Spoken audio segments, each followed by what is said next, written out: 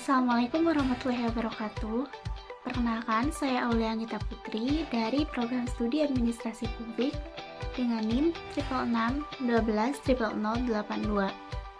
Untuk memenuhi tugas ujian akhir semester mata kuliah e-government, saya akan memberikan analisis terkait efektivitas e-governance arsitektur menurut Weil dan Ross, serta permasalahan e-governance dan solusi pada organisasi PT Bank Negara Indonesia.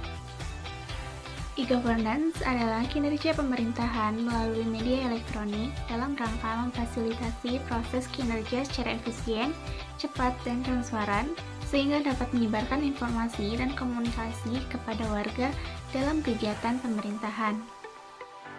Penerapan e-governance pada sebuah organisasi dapat dikatakan efektif apabila mampu menjawab beberapa pertanyaan berikut. Yang pertama yaitu keputusan-keputusan apa yang harus diambil untuk memastikan terlaksananya efektif manajemen dan efektif penggunaan IT. Keputusan-keputusan tersebut yang disebut sebagai domain IT, antara lain meliputi bidang IT Principle, IT Infrastruktur Strategi, IT Architecture, Business Application Need, dan Investment and Prioritization. Yang kedua, siapa yang harus membuat keputusan-keputusan yang berkaitan dengan penggunaan IT? Beberapa pola dasar atau IT governance archetype yang menyangkut pengambilan keputusan IT antara lain meliputi bisnis monarki, IT monarki, feudal, duopoli, dan federal. Dan yang terakhir yaitu bagaimana keputusan-keputusan ini dibuat dan dimonitor. Berbagai mekanisme yang dipakai dapat dikelompokkan berdasarkan struktur pengambilan keputusan, seperti Executive Committee, IT Council, dan lain-lain. Proses penyelarasan ataupun elemen proses dan pendekatan komunikasi. Organisasi yang akan saya analisis yaitu penerapan e-governance pada PT Bank Negara Indonesia. PT Bank Negara Indonesia Tbk merupakan bank umum milik negara. Bank Negara Indonesia didirikan pada tanggal 5 Juli tahun 1946. Ruang lingkup dari kegiatan Bank Negara Indonesia adalah melakukan usaha di bidang perbankan. Saat ini, Bank Negara Indonesia tercatat sebagai bank nasional terbesar keempat di Indonesia. Hal ini dilihat dari total aset, total kredit, maupun total dana dari pihak ketiga. BNI menawarkan layanan penyimpanan dana maupun fasilitas pinjaman baik pada segmen koperasi, menengah, ataupun kecil. Beberapa produk dan layanan terbaik telah disesuaikan dengan kebutuhan nasabah sejak kecil, remaja, dewasa, hingga pensiun. Selanjutnya yaitu ada analisis IT Governance Arrangement Matrix pada PT Bank Negara Indonesia. Input di sini yaitu merupakan pihak yang memberi masukan dan decision merupakan pihak yang mengambil keputusan. Yang pertama yaitu IT Principle atau prinsip pemanfaatan peran IT yang mencerminkan esensi mengenai arah perusahaan serta bagaimana IT akan dipergunakan. Pada PT Bank Negara Indonesia, IT Principle inputnya dijalankan oleh IT Monarki, yaitu divisi IT pada PT BNI. Dan divisinya dijalankan oleh Bisnis Monarki, yaitu jajaran direksi dan pemerintah dari PT BNI. Yang kedua, yaitu IT Infrastruktur Strategi, yaitu strategi dalam hal membangun fondasi kapabilitas IT yang terdiri dari layanan-layanan IT yang standarnya dibagi-bagi oleh seluruh organisasi serta dikoordinir secara terpusat. Pada PT Bank Negara Indonesia, IT Infrastruktur Strategis inputnya dijalankan oleh IT Monarki, yaitu divisi IT pada Bank BNI, dan decision-nya juga dijalankan oleh IT Monarki, yaitu divisi IT pada Bank BNI. Yang ketiga yaitu IT Arsitektur.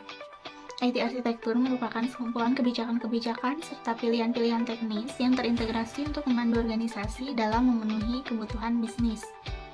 Pada PT Bank Negara Indonesia, IT Arsitektur, inputnya dijalankan oleh Bisnis Monarki, yaitu jajaran direksi dan pemerintah, dan outputnya dijalankan oleh federal, yaitu kombinasi antara jajaran divisi IT dan pemerintahan pusat.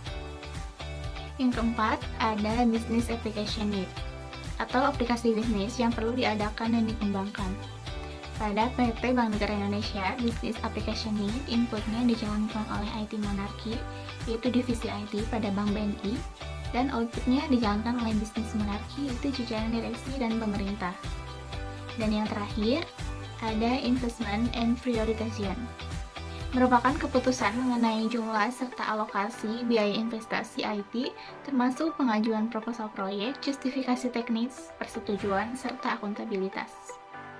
Pada PT Bank Negara Indonesia, IT Investment, inputnya dijalankan oleh IT Monarki, yaitu divisi IT pada Bank Negara Indonesia, dan outputnya dijalankan oleh Bisnis Monarki, yaitu jajaran direksi dan pemerintah pusat. Lalu, permasalahan e-governance pada organisasi PT Bank Negara Indonesia. Yang pertama yaitu bahwa tidak semua nasabah Bank BNI menggunakan M-Banking.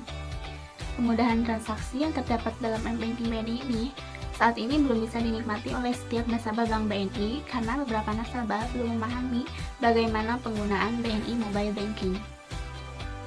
Yang kedua yaitu sering terjadi perbaikan secara mendadak sehingga penggunaan banking tidak dapat melakukan transaksi pada saat itu. Solusi untuk permasalahan e-governance pada PT Bank Negara Indonesia yang pertama yaitu dengan pemberian sosialisasi kepada nasabah Bank BNI terkait penggunaan M-Banking kepada para nasabah untuk mempermudah transaksi secara online. Yang kedua, dengan adanya pemberitahuan atau informasi apabila akan dilakukan perbaikan atau maintenance untuk mengantisipasi para pengguna M-Banking. Selanjutnya yaitu ada aplikasi yang diberikan oleh PT Bank Negara Indonesia untuk memudahkan nasabahnya, yaitu BNI Mobile Banking. BNI Mobile Banking adalah fasilitas layanan perbankan yang memudahkan nasabahnya untuk bertransaksi langsung melalui smartphone secara aman, mudah, dan cepat. BNI Mobile Banking memberikan layanan transaksi informasi saldo, transfer, pembayaran tagihan telepon, pembayaran kartu kredit, pembayaran tiket pesawat, pembelian pulsa, pembukaan rekening Taplus, pembukaan rekening deposito, dan lain-lain.